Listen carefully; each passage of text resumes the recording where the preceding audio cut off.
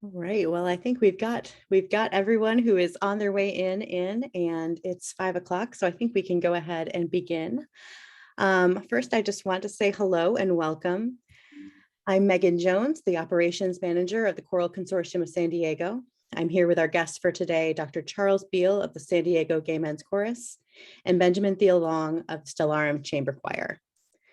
The Choral Consortium of San Diego is a service organization composed of choruses and individuals who support the choral art from throughout San Diego County and Tijuana, Mexico. We do this by supporting collaboration and education, promoting all the exciting work that our member choirs are doing, and producing events like our San Diego Sings Festival, as well as these conductors' conversations.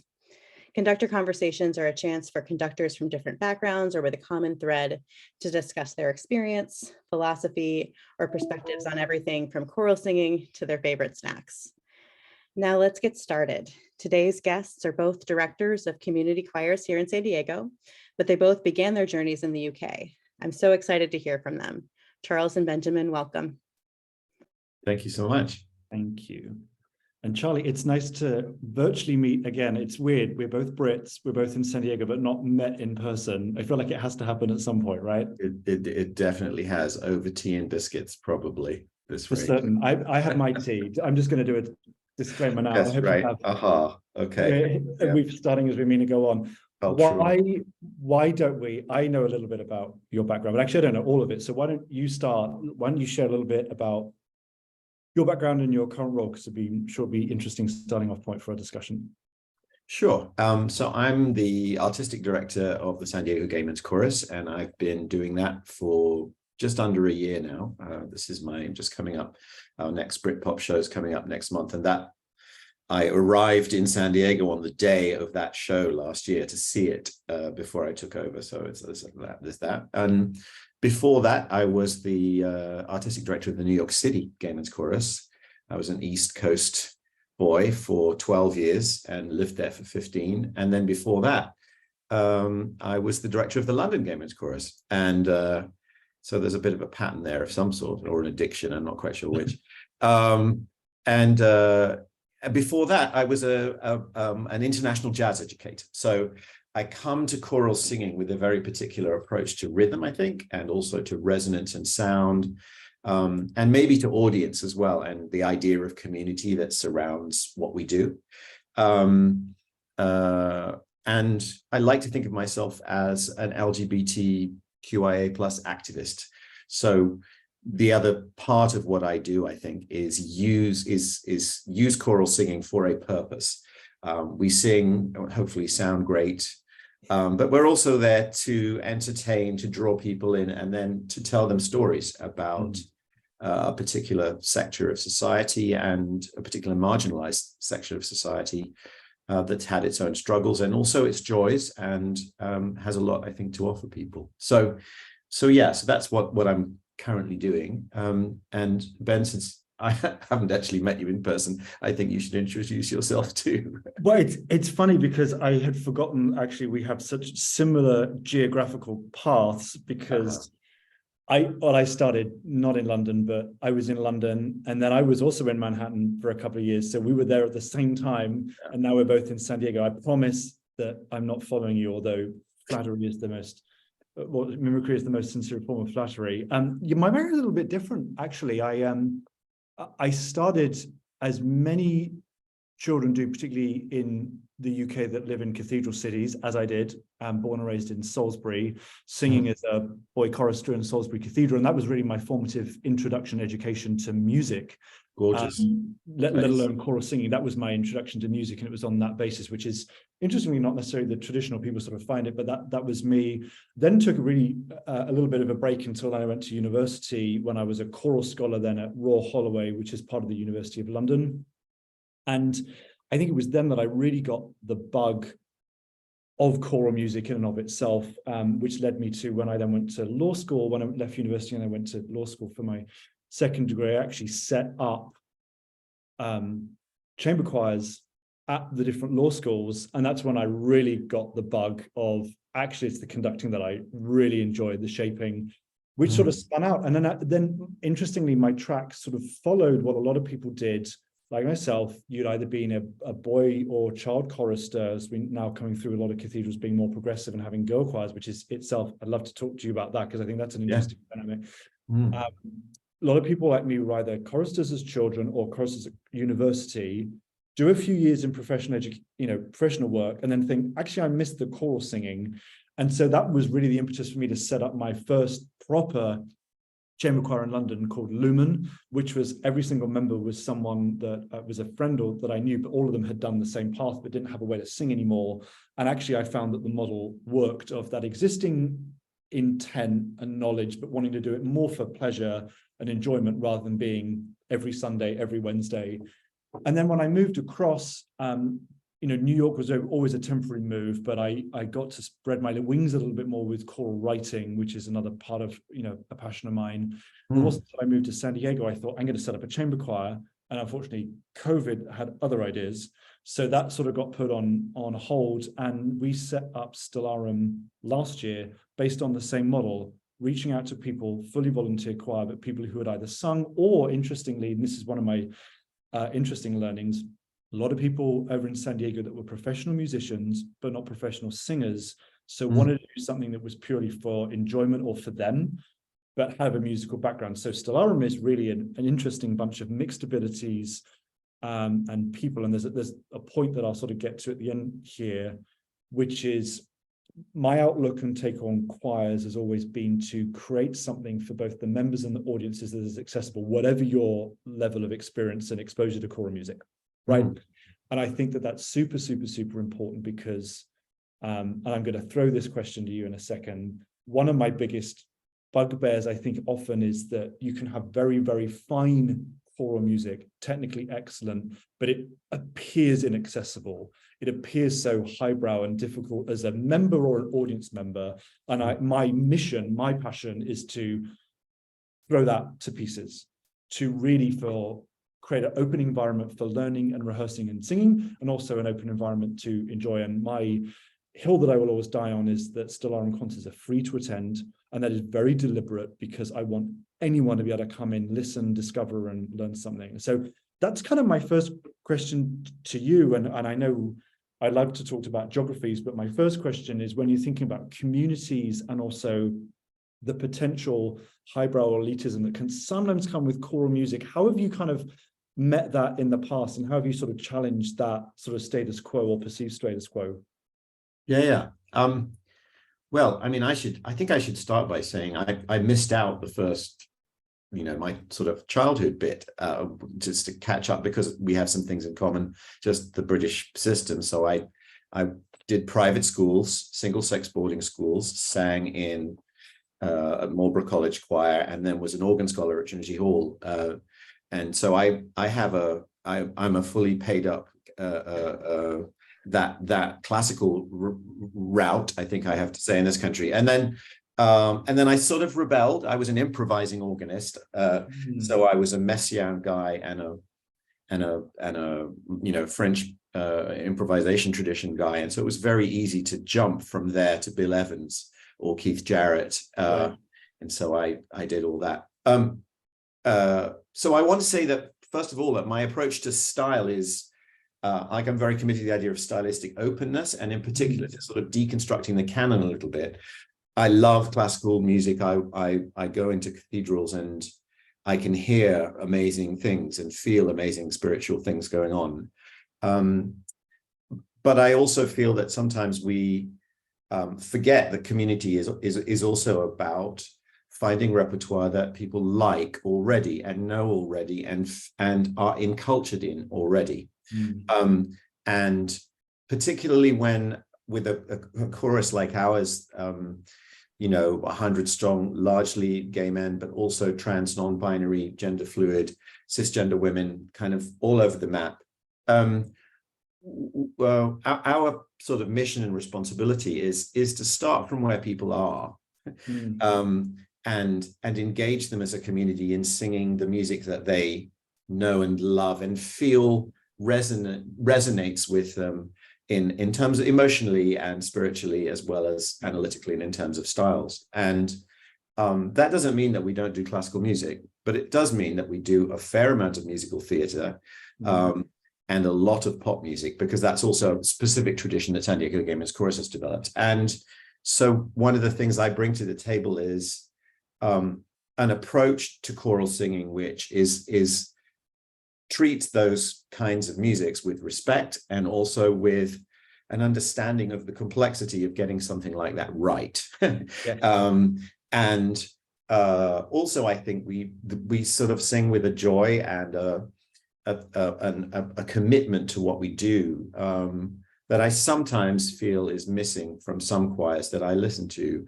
I want them to really engage. I want them to sing from their hearts rather than genuflect in front of a composer.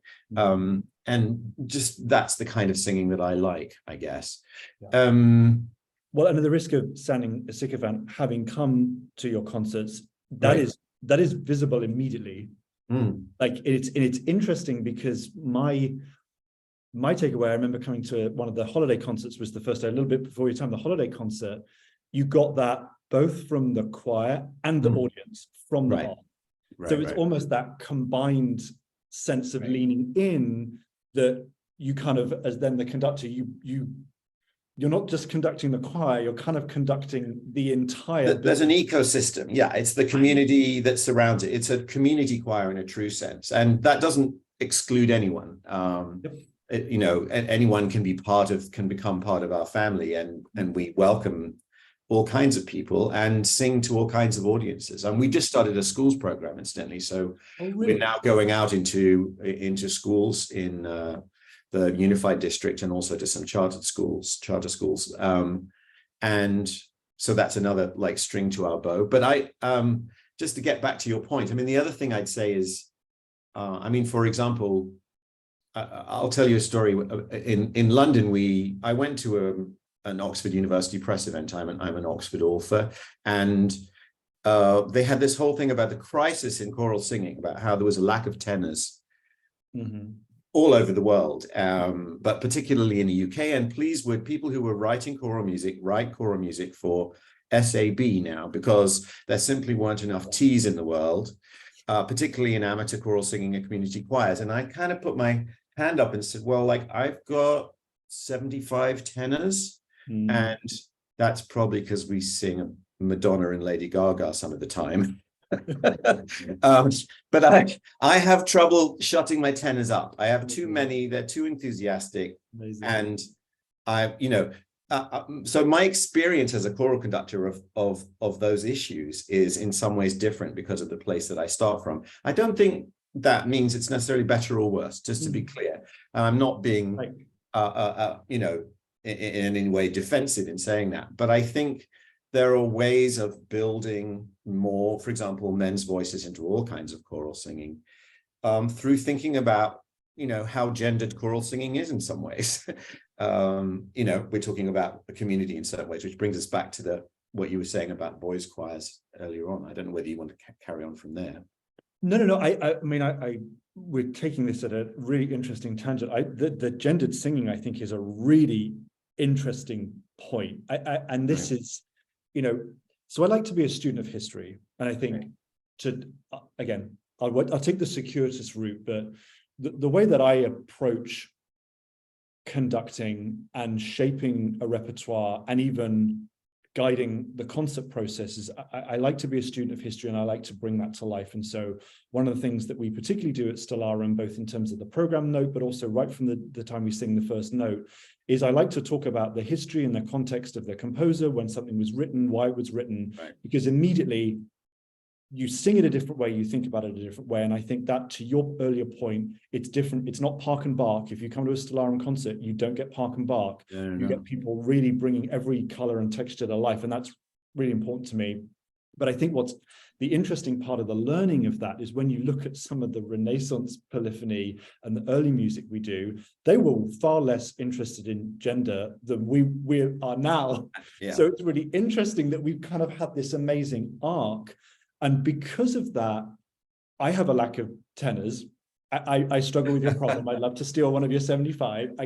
No, that was in London. Actually, yeah, but it's but it's a reality that it's a struggle. Yeah. I'm lucky that I have some fantastic altos, and we really play around when we do 4 or 5 part harmony. We might play with the voices and we think about how that works. And actually, it's a very interesting tool of rethinking about the music. Like we've got, we're doing the Lobo versus Essen Luctum. It has 2 tenor lines. I only have 2 tenors. In order to balance that sound, I had my second alto singing it. They're like, wow, this is great. This is a different type of style of singing for us. And it's really interesting to see them lean in rather than going, oh, I've got to sing the boys part. Quite the opposite. No. They're thinking this is really interesting. And then when you speak to, my second soprano line in that, I kind of contextualize and say, well, you would have been either the countertenors, or you would have been the really skilled boys that were nearing the end of their career. So that's why he's written this, and it's really difficult. And you sort of see the cogs go like that to me is not about boring people through the history, but you contextualize it all of a sudden, and then people lean into it a different way, both from a singing and a participation. And I think that's what's really interesting about what you're doing with your choir. It's not about just breaking the rules for the sake of it, but if you can create that openness, the choir will lean in more, the audience will lean in more, you as the conductor lean in more, and you're creating that community simply by using the history and the context to kind of be the starting point. Does that sound kind of a little bit how the process works for you? It sounds very, very similar, exactly the same. I mean, we've sort of degendered our vocal parts. So, we have tenors who identify as male and tenors who identify as female, and others who identify sort of as they, them, and all kinds of things. And so I think it's healthy, and I think it's useful, and I think it's inclusive, and it opens up the whole field to a new approach to the voice, apart from anything else, but also to different ways of singing that are appropriate for different kinds of singer from different backgrounds, and that just feels better to me. I think the San Diego Gay Men's Chorus is part of a sort of a larger umbrella organization called Gala Choruses, which across the US has been a very important influence and also visibility and for the LGBTQ choral movement nationally. And parenthetically, there's a huge international movement now. So there's an organization called Proud Voices Asia that's doing the same thing in Southeast Asia and all the way across to Turkey. There's another one called Out and Loud in Australia and New Zealand. There's various voices and legato in Europe. And so in all these different places, there are literally thousands of choirs that are challenging norms in terms of repertoire, why we sing, and also sort of how we organize singing in terms of gender and structure it and think about training, for example, and those kinds of things. And that's like very exciting and I think both sort of apt for the moment. And I think it's a useful challenge to the mainstream. I mean, it was interesting you said Renaissance. I think the Victorians have a lot to answer for and all that, and colonialism has a lot in terms of what it has passed North America as this is the right way to do choral singing. And again, if that's what you love to do, and you want to sing Messiah in the same church with the same soloist and the same audience again this year, I think you go right ahead. It's amazing music, but it's also good to sort of develop a diversity of thinking about all of that stuff. In your time, and I mean it's with the greatest respect, you've been engaged in these communities for quite some time and in different geographies as well. Where do you think we are on the journey? And obviously the journeys are never ending. Do you feel that it's gathering steam? Do you feel it's taking a step back? Where do you feel in terms of this sort of momentum? Is it at the level it needs to be? Is there more? I'm just really curious because I'm going to say that I think COVID's had a big influence in this. That's the main thing in my head at the moment in terms of, for example, I mean, we're doing fine, but audiences nationally and internationally, I have friends involved in the League of American Orchestras doing audience research there. And there's been a decline worldwide since COVID in people going to live music, which I think is very dangerous and is something to think about. And I think there are challenges as you know, in terms of repertoire. On the other hand, the choral movement seems remarkably robust and healthy and more diverse and interesting and cool than it's ever been. I don't know whether you've signed the petition about the BBC singers being cancelled, not for wokeness reasons, but just because the BBC have decided they don't want to run one of the best choirs in the world anymore. Right. And it's so sad. So I think we might be in a sort of period of sort of fragmentation where it's going to become more bottom up and a little bit less top down and organized, you know, what you're doing, which is like, I'm all about starting choirs. Let's start a choir, I think is what it's going to be about. Well, the grassroots movement of any kind of organization is always going to be a stronger one because of the foundation. But I think you're absolutely think right. I think the fragmentation, you've absolutely hit the word on the head. Interestingly, I think having moved here, I think there is more of an openness than I have seen in the UK. Hopefully that's changing. But I fought for audiences in London more than I fight here, typically speaking. And they were free, but just, you know, pound for pound. Lumen concerts were always free. Stellarum concerts are always free. Central venues, easy to get to, etc., etc. You would really scrape the barrel sometimes to get an audience that were bigger than the choir. And I only had 16 voices in the UK. I frequently sell out because it's free, but I frequently am overly subscribed way ahead of time.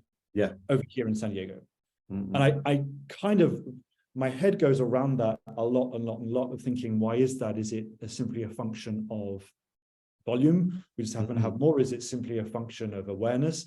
I come back to the point that I think of this, because we are very deliberately building something and creating something that we are encouraging audiences to lean into and to be part of. That actually is what is the winning strategy here, because I think it benefits both the singer and the audience member. And I think as a marketeer, because that's my day job as well, I often try and think about our own marketing, and we work in the consortium about how we can help other choirs. Like, what is the reason for coming to the concert? It's not just because we're going to sing a list of music. What will you learn? What will you discover? What is the reason behind the concert? Is it for a cause, etc., etc.? To use the vernacular, you know, you get more flies with honey than vinegar. I absolutely think that where there is a fragmentation, choirs can maybe lean in a bit more and really explain what it is they're doing and why, and that will lead to more audience participation, hopefully over time, because I think COVID has had a big impact on that. I mean, the question back to you, how do you choose? Like, for the San Diego Gay Men's Chorus, there's obviously the North Star of what you do, but then there's, of course, all of the periphery organizations that come with it, the other member choirs. Like, how do you choose? How do you think about collaboration in particular with it's on a small scale or on a large scale? What are the sort of things that you put in the melting pot to come to that decision? Wow. I mean, collaboration is a big topic. I've done several of them, and because I sort of, like you, have an international background, whatever that means. Been to more places, whatever. It means nothing really. But one of my interests at the moment is working with Mexican queer choirs. So we have a big show coming up in June, which will be a collaboration between the new Coro Gay Tijuana, which has only been going a couple of years and is sort of small but mighty, and the very well established now Coro Gay Ciudad de Mexico, and they're about the same size as us. I mean, we're just on 100 singers currently. They've been going 10 years. They're celebrating their 10th anniversary.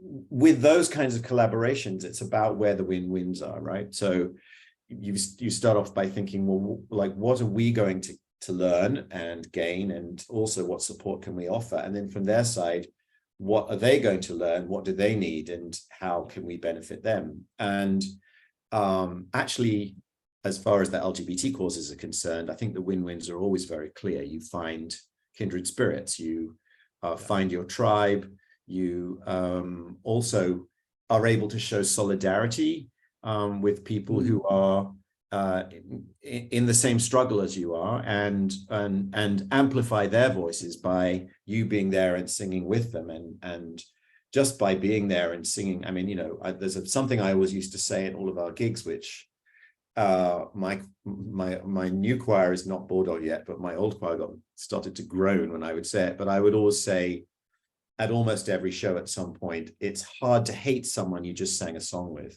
Yeah. And that's really the core of what we do, is to break down the fourth wall, to bring people in and to sing along with people. And if you're standing alongside someone who feels like a stranger, or who speaks a different language to you, or you have some things in common, but some things that are different, and then you sing the same song as they do, something very, very magical happens, which also happens with audiences. Audiences feel it when you sing a song, and we all understand that as choral conductors. And that's why, in the end, why we do what we do, because there's something kind of amazing about it. I agree. I agree. I mean, at its very, very base level, singing together is inherently a social activity. You think about early ways of communicating, storytelling, how that was all done through song.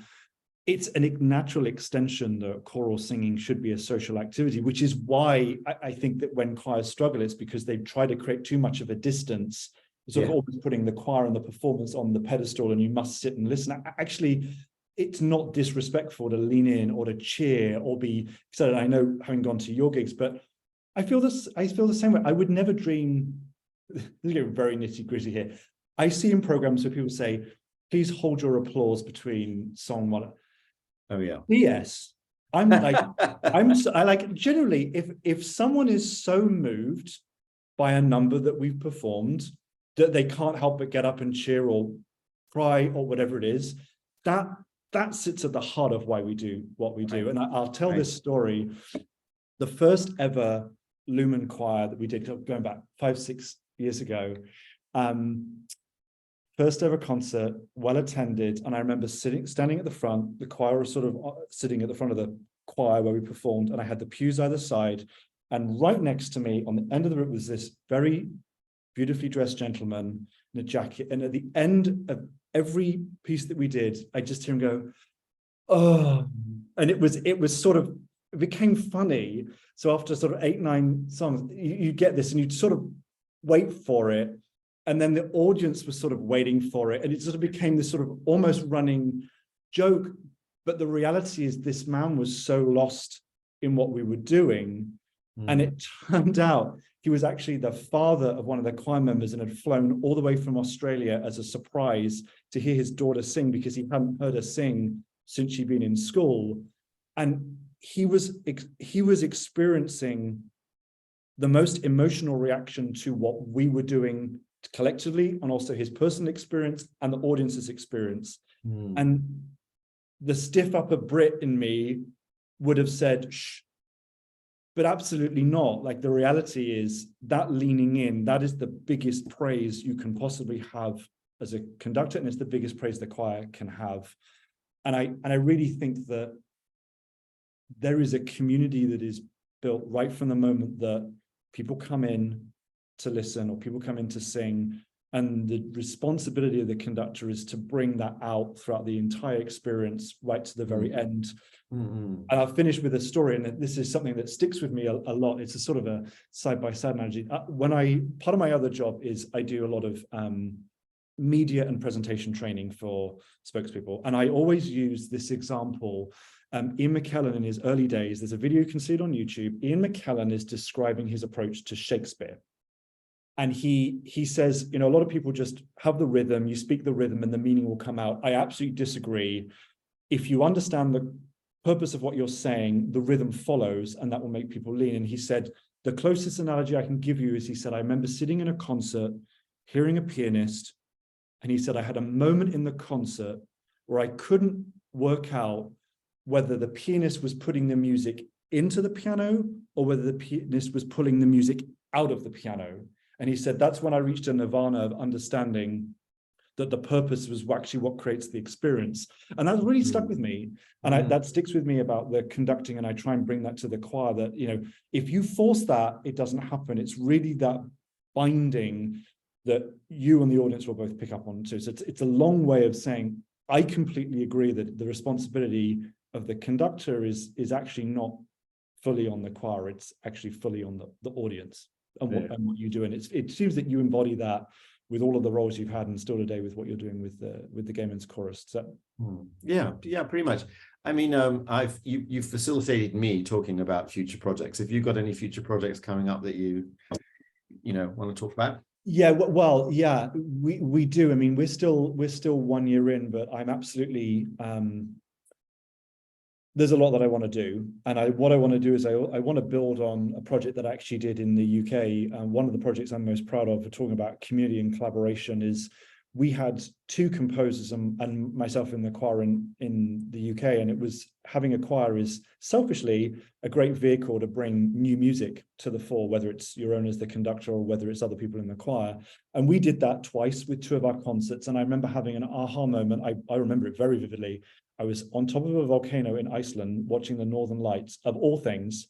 And I just thought, why don't we do this on a bigger scale? Yeah. Why don't we do this on a bigger scale?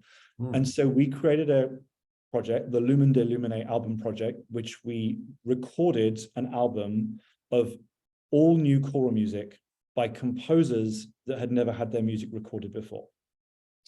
And we funded it through crowdfunding.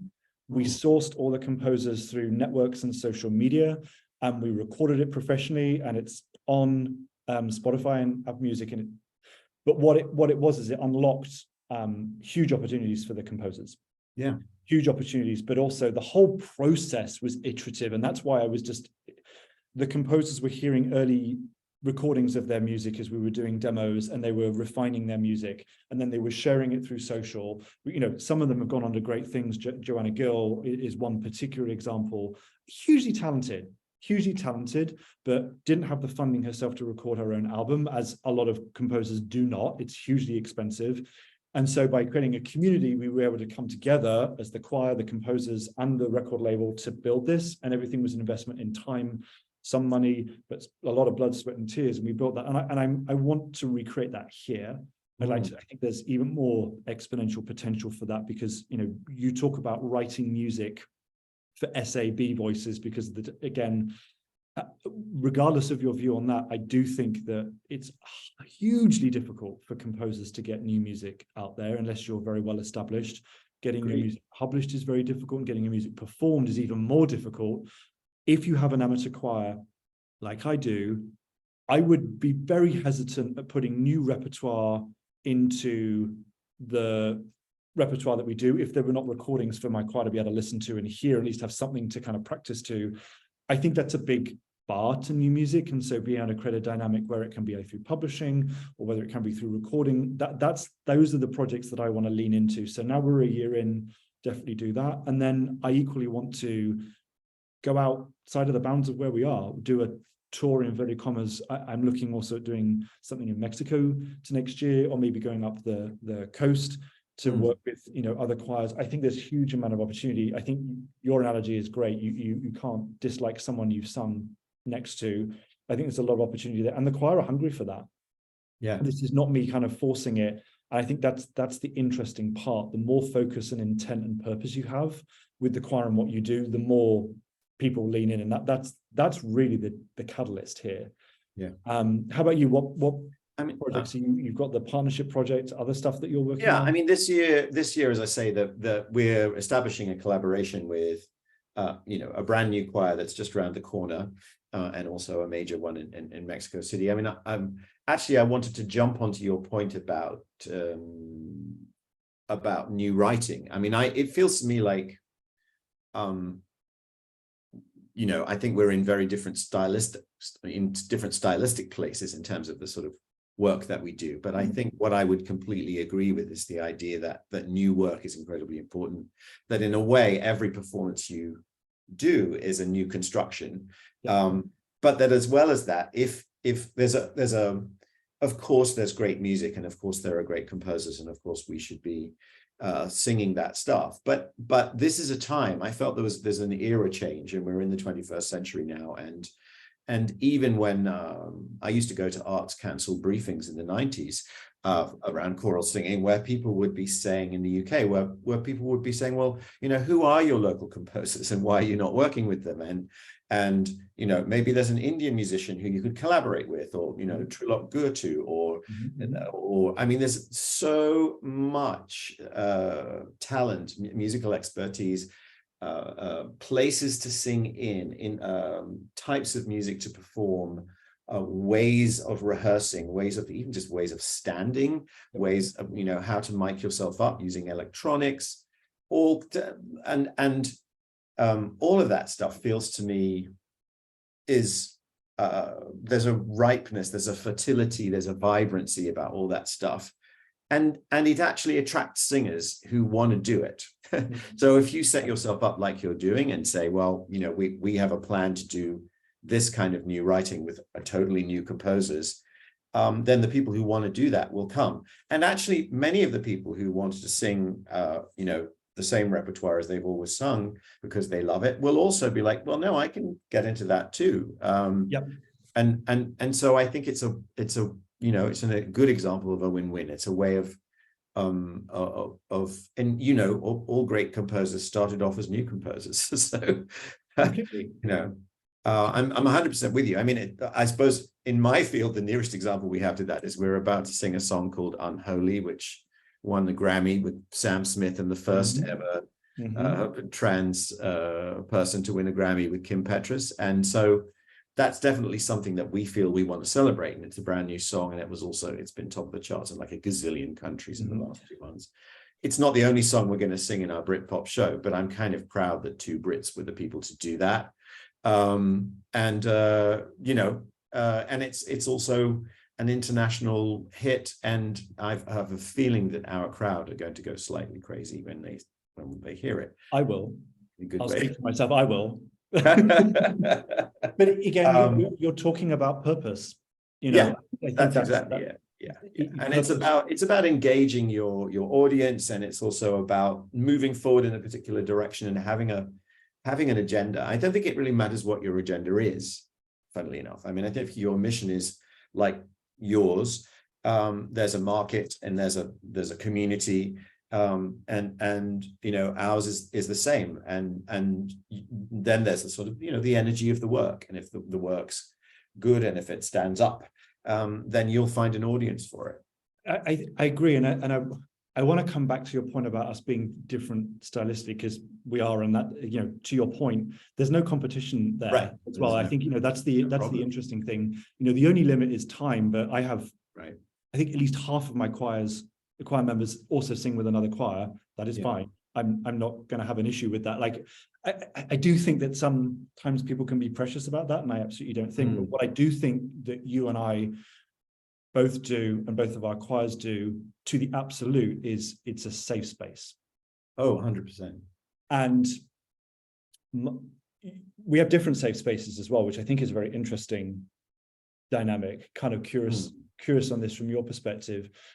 I think I have an understanding of what your safe space is, considering, and we won't go into detail, particularly considering the political climate that we have at the moment and some of that. And I mean globally, I'm not just globally. There is some political changes happening. I equally try to create a safe space. Like my members I have a variety of ages. I think my youngest member is something like 22, 23. My oldest member is in their 70s. And I only have 14 people. That's quite a gap. I have a very diverse group of sexualities, backgrounds, religious faiths, experience, and comfort level. At no point, if I ever felt that I had made any member of my choir feel excluded or stupid or not able to or less than, I'd consider myself a failure, because that's absolutely the antithesis of what we try to do. And I think that there is that safety, and I think that there is both the joy and that community that comes together. And here's how it's safe for me. And this may say really kind of take it really personal. I have a busy day job. I don't work in the choral. But my 2-hour rehearsal, my phone is off. I cannot be reached. and I can focus on exactly the thing I want to do. That is a safe space for me that I'm able to do that. And in exchange, I try and create a safe space for artists. I mean, again, I ask you from your perspective of history of having done this with other choirs, is that something you've seen as a running theme in terms of choir and the rehearsal space and the rehearsal process, this idea of safety and the community that comes with that? Yeah, I mean, the history of the sort of gay men's chorus movement stretches back to the 60s and 70s, really. And then there was a big tour by the San Francisco Gay Men's Chorus in 1979 that led to a big sprouting of choruses. And they began as, I mean, if you ask most of the members of the chorus, of my chorus, and it would be the same in New York and the same in London, why they sing, they wouldn't say because we sound amazing. I mean, they would say because these are the people I spend Thanksgiving with. You know, they're more important to me than my biological family. And the history of the movement has been, you know, is that is full of the different, you know, it starts from the different struggles. I mean, I think the HIV/AIDS epidemic before the drugs sort of arrived, and my chorus in New York, we lost 150 singers in a period of 10 years. So at some points they were singing a funeral every 2 or 3 weeks of a member of their choir, you know, and that, you know, was a struggle. And so, you know, the safe space in New York, for example, was very much around a group called the Nightingale Brigade, whose responsibility it was, if someone was in need of any sort, if they're having a mental health difficulty, if they'd lost their job, if their family had thrown them out, whatever was going on in their lives, you know, there's a group of people there, there's a qualified therapist, there are a couple of counselors, there's somebody who's got a degree in psychology in the group. And there are also people who like deliver you cat food. There was a woman in, a lovely woman in New York who sang first tenor with us for a while. And she came in and she'd broken her arm, and she stood at the podium and said, my struggle is that I can't feed my cat because I can't open a tin of cat food. And then sat down again, didn't think anything of it. It was just like, this is what I'm going through at the moment. And she came back next week in tears and said, I just want to say this choir is amazing because I got home on Wednesday night and there were like 15 tins of cat food on my doorstep. Amazing. You know, that says a lot about the kind of safe space and the kind of engaged, practical, you know, simple things that people in these choirs do for each other. And then more recently, what's happened is there was the whole sort of, I would say, the 2010s, which were about marriage equality to a large extent to begin with, and that there was a feeling of confidence, there was a feeling that we didn't have to be afraid anymore. And in New York, and certainly below 96th Street, I think there wasn't as much fear. I think, interestingly, in Harlem and the Bronx and many of the sort of minority areas, it was a very different experience. But then suddenly we started to see hate crimes happening in West Village and people being stabbed, leaving a bar after they'd had a drink one evening and stuff like that. And it was very palpable. The rehearsal after that headline had come out from the previous Saturday night. We met on the Monday, and it was the younger members, the 20-somethings and 30-somethings, who you could feel were suddenly afraid for the first time, like scared to go out and be themselves on the streets of New York. And we had to stop and have a 10-minute conversation about what that felt like, because the culture, it felt so different when the Trump era began. And then also how we respond to that in terms of what members do for each other. So we then had a conversation about how we could help each other. And how suddenly arriving in a rehearsal space on a Monday night, you really could be yourself, and you really could relax and be with people who had, you shared a struggle with. And that, unfortunately, is kind of where I feel my chorus is right now, much more. And particularly if we start to talk about, what's going on with drag queens at the moment, what's going on with trans people at the moment, what's going on with, marginalized BIPOC people, even in San Diego, who are the homeless people who are on the streets, for example. Well, 25% of them are the LGBT community who've been thrown out by their families. And you have to kind of engage in that stuff as a choral director in a very direct way. So on the one hand, it's for me, it's about, okay, I need to know about text. I need to know about sound. I need to know about resonance. I need to know about breathing. I need to know about rhythm. I need to know about musicianship. But then I'm applying those skills with these people so that these people get to be the most resonant, amazing individuals and can grow through using their voices and become empowered and feel different about themselves and about the world through the songs they sing. And that's what gets me up in the morning. That's what for me is exciting about it. Well, it's interesting because what you're describing is you're creating a very leveling experience, a very unifying experience, but within that, you're not removing what makes the individual singers individual. And I think no, not at all. That's part of the magic of choral music in a way, because you have, of course, a leveling experience because you're all singing a piece of music together, but that doesn't mean that everybody is a robot. That doesn't mean that everybody sounds exactly the same. You bring that out, you shape it, you encourage it, and through that process, you learn as the conductor, you learn as the singer, and that's, I think it's really interesting that from your perspective, you have that, and then you have the sort of the social layer on top of that, as well as what's happening, and you end up being conductor and counselor and facilitator and all of that. And kind of pastor of a church. I had here's an interesting one. I had my first ever conference that I went to in the US. I was the new artistic director of the blah, blah, blah, blah, blahs. And I went to this conference, and some of the old guard, if you like, there's always an old guard at the conference. They said, you're having dinner with us.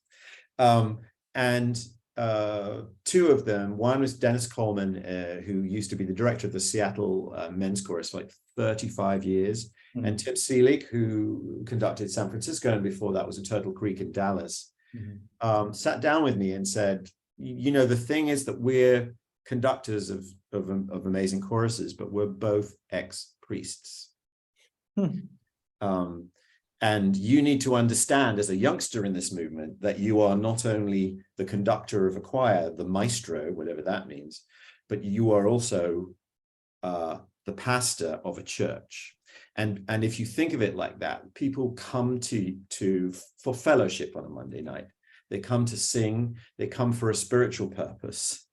And so you can say to them, well, you know, we're going from let 2 before B, and here's an A flat, away we go. But if that's all you focus on, if you don't tell stories about your life, if you don't kind of preach in some way and joke with people and create a sense of a tone in the room where people feel able to be themselves and to be vulnerable and reveal things about themselves. Let's put it another way. If you do all that, first of all, the singing improves markedly because everyone feels more comfortable and they can throw their voice across the room without fear of disrespect, if you like. But then also all sorts of other magic happens between the people, and they all start to help each other. Everyone feels empowered. The group sort of becomes lively. There's a sort of buzz in the room. There's an electricity, which is really exciting when it's going well. Completely. And on top of that, a layer of trust that gets built through the process. And I think that's also the interesting part. The trust is not built the 2 minutes before you step on stage to sing at the concert. The trust is built from the very first note sung in the rehearsal room. And, you know, although I haven't directed LGBTQIA plus choruses in the way that you have, I have had experiences both with Lumen and both with Stellarum where choir members have relied on each other. Simple things like my car's in the shop, who can help, to more meaningful things such as being at each other's weddings or helping with breakups, or even things that are completely out of the realm of personalization. I had in my last choir 2 people that were made redundant at the same time, and they both got jobs working with other choir members' companies that were able to, I know an opening, that kind of rallying together, it's that sort of existential connection that gets built through singing together, but actually resonates in a much, and I do believe in my very core, an audience can respond to that higher level of connection rather than, oh, they sang that together very nicely. And that is important. It's different for every choir. And I feel that's almost like a health warning, because I don't think you and I are saying this in the sense of you, in order to be successful, you have to recreate what we're creating. That's not what I think either of us think, but every choir will have an individual approach. It'll have an individual collective. But I think it is important that it is unlocked and it is found from the repertoire, the approach to rehearsal, the after rehearsal, like all of those are hugely, I mean, I'll give you a really stupid example. We are so excited that we're singing the national anthem on the 2nd of May at Petco Park. Yay. If you'd have asked me a year ago, would I and this bunch of people get excited about that? Never in a minute. Why would we do that? I didn't realize I had 3 diehard Padres fans in my and as soon as I said, just out of interest, would anybody be interested? They were like, yes, this is so exciting. All of them, not just the 3, all of them. And it's because by that point, we built a sense of purpose, a sense of place, a sense of connection with each other, that absolutely this was something we'd want to do because together, this is exciting together. And I think that that is built on trust, because we're still only a year old, trust that we have each other's backs, that we can do this and we can do it well. Trust in the excitement of it and the fact that it can be additive to what we do. And that's part of that connectivity. And it's just, it's so valuable. I love that Petco Park does that. You know, we sang with the San Diego Women's Chorus, did the same thing. It was really nice. It was actually an opportunity to collaborate with them too on something, you know, relatively simple. The other thing what you just said made me think of is the idea of blend, right? Because choral blend is I mean, I've read many articles. Let's leave that there. But and I've, you know, I sort of struggle with it sometimes, and sometimes it just works magically. But I have a theory through the sort of experience I've had working with community choirs, that if a choir is connected in that way socially, they will listen to each other in a different way, and there'll be a different quality to the blend.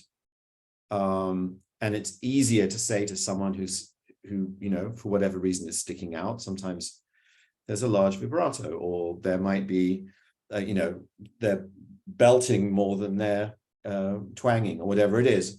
And you're in a certain space with that. Whether you can get them to come and join in with everybody else is a technical issue, but it's actually a community issue as well. It's also an issue that's around whether they're prepared to make a compromise, whether they're prepared to come together into a collective, some kind of a unity that will be more powerful together than they are as an individual. And creating that kind of vibe as a conductor, like I've seen Anton Armstrong do it really well. I've seen Rod Eichenberger do it really well as well. Those conductors are magical for all of those reasons. Well, and here's the benefit, and I know we're going to get close to time, so I'm going to close with that question. Here's the benefit. It's not only that, but when you get that rhythm so that it almost becomes muscle memory, guess what? You have so much more rehearsal time to build and focus on the detail and get the nuances that really make it pop, because you don't have to struggle with the blend, because that blend has come naturally. Right. You've built upon it. And then you have the time to make those, rather than like, okay, let's just do 2 bars from D, to use your analogy, and like, okay, it's fine, let's move on because the concert's next week. You're not in that place because you've got that. Rather, this is really good. Here's what will make it even better. Yeah. And you know that you can build on that connection. We're coming up to time, and I know Megan's going to cut our microphones off. So my final kind of rapid fire question is like, what's your biggest hope for choral music in the future? What is it that excites you? What is it that, you know, keeps you doing what you're doing and will keep you doing what you're doing for as long as you can do it? That's a huge question to which you've even told me to do a tiny answer. I mean, my initial thought was just more of it. We want more choral singing. We want it, and more visibility for choral singing, never mind the LGBT movement. We need to be out there. We need to be doing videos. We need to be doing in social media. We need to be on the streets singing whatever we want to sing. I don't know if you've seen, there's a show called The Piano in the UK at the moment, where suddenly people are buying pianos in vast numbers simply because there are people, they've installed pianos on the streets and people can sit down and play them. And they've done a show about the people who do that, and they turn out to be really interesting people who knew. So, you know, a movement like that and choral singing that was just about sing, literally sing in any shape or form, and let's be open to the possibility of singing in all its diversity. I think that's what I would wish in terms of my own choir. You know, I'm just having a ball. I'm really enjoying San Diego as an environment. My ambitions for the choir are, you know, always to improve. I'm never happy, but already they sound amazing, and already our audiences are growing, and already there's an energy in the group that makes me think we can do a ton of really great things in the coming years. And you know, I'm couldn't be happier to be here and contributing to choral singing in San Diego. I think for me, I need to find out more about what else is going on. I feel like still a bit of a stranger in a foreign land and on the West Coast as a whole, but specifically in San Diego. I think that's an objective for me. Now I've been here a year almost. I feel like now's the time to have lots of conversations over cups of tea and digestives to bring us back to the beginning. What about yourself? My hope is that people keep the faith. I don't want to be in 10 years, there are only one choir in town and it's still the same old music we were hearing 10 years ago. I want there to still be new choirs. I want choirs to change and push the boundary, to challenge me, to challenge us, to challenge my own thinking. And I want to hear new music, and I don't want people to be disheartened and say, well, what's the point? That's the worst end state. I want people to keep, and whether that's because they just go to one more concert than they would, whether that's because they join a choir, or whatever it is. And I'm always so delighted whenever I see a feature film. It could be a Marvel film, and you hear choral music as part of the soundtrack, or it's mentioned on TV, whatever it is, and people kind of lean in and take notes. Every single opportunity that it can be to be a reminder of its relevance and how exciting it is in that moment, because I find my final plea, if I was to slap it on a advertising campaign, you can't meet that moment when you hear a phrase or you discover a new piece and you get the hairs come back. And I get that in a way from choral singing that I've never had from orchestral music. And I get, there's something about it, whether it's the energy in the room, the chord, it's whatever it is. And I can think of multiple concerts and songs that I've heard where I've had that, and that is so hard to replicate. And there's more people that can experience that nirvana, the better. The more people that can share that and encourage that, that's my hope. That's my hope, that it keeps going, and your choir, my choir, choirs generally can keep benefiting from that. That's the end state. That's why I do what I do, and what I want to encourage, and why I want to encourage other people to do what they do. Yeah. Definitely, we owe each other a cup of tea and a digestive, or a graham cracker. They're not the same. Yeah, and they're not the same. The two old guys from the Muppets going, and another thing. And another thing. Yeah, we promised we'll stop Megan. We didn't talk about tea and biscuits too much, but that will be the sequel to this conversation, is the recipes for tea and biscuits. Well, Charlie and Benjamin, thank you so much. I think I can speak for everyone here when I say what an honor it was just to be a fly on the wall for that conversation. It was wonderful. Before we go, I want to take a moment to thank the CCSD board members who are with us today, which includes you, Benjamin, but also Sue Marbury, Stephanie Weaver-Yankee, and our executive director, Carol Manifold. I also want to thank everyone who attended or who are listening later on when we post this video. We hope you'll join us again next time on May 22nd, when Phil Lanud and Ken Anderson will talk with us about gospel choirs. Thanks again, everyone. Goodbye. Bye, guys.